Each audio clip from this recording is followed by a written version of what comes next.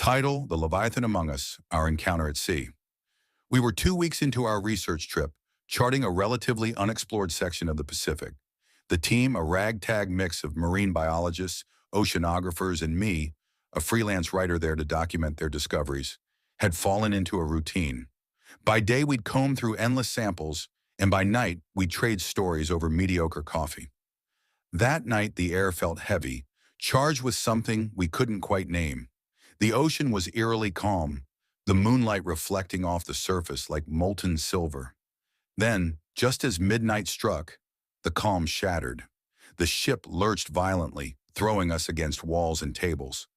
Alarm bells blared as the captain's voice came over the intercom, his usual confidence replaced by raw panic. "All hands on deck, now!" Stumbling onto the deck, we were met with a sight that defied reason. The water around the ship was churning, glowing faintly with bioluminescence. But it wasn't just the water, it was something in it. Rising from the depths was an impossibly large form, black as night and slick with brine. Its skin shimmered with patches of phosphorescent light, pulsating like a heartbeat. Tentacles, no, limbs, as thick as our ship's mast unfurled, stretching skyward. The creature's head broke the surface next, revealing a maw lined with teeth the size of tree trunks, glowing faintly in the moonlight.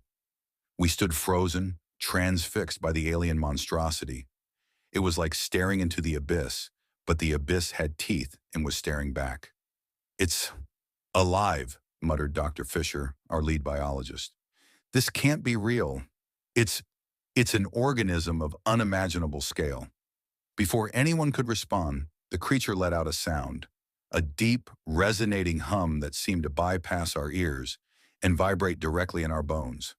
It wasn't just a noise, it was a presence. The hum grew louder, and the ship began to tilt as one of its limbs rose and coiled around the hull.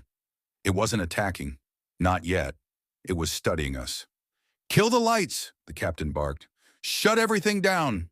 The crew scrambled to comply, plunging us into darkness except for the faint glow of the creature's bioluminescent patches. Then something changed. The creature's glow intensified, spreading across its massive body in complex shifting patterns. Fisher gasped. "It's communicating. It's using light to—" A deafening crack interrupted him as the ship's hull groaned under the pressure of the creature's grip. We were going down unless someone acted fast. "Fire a flare!" someone yelled. "Are you insane? That'll provoke it." But it was too late.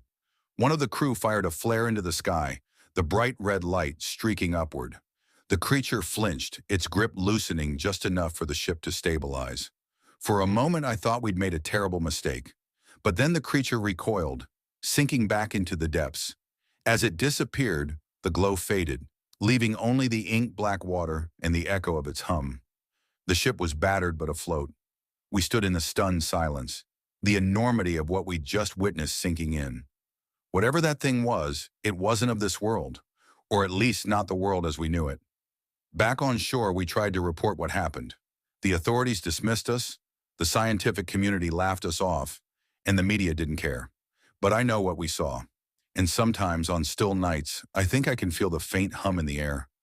A reminder that out there, beneath the waves, something watches.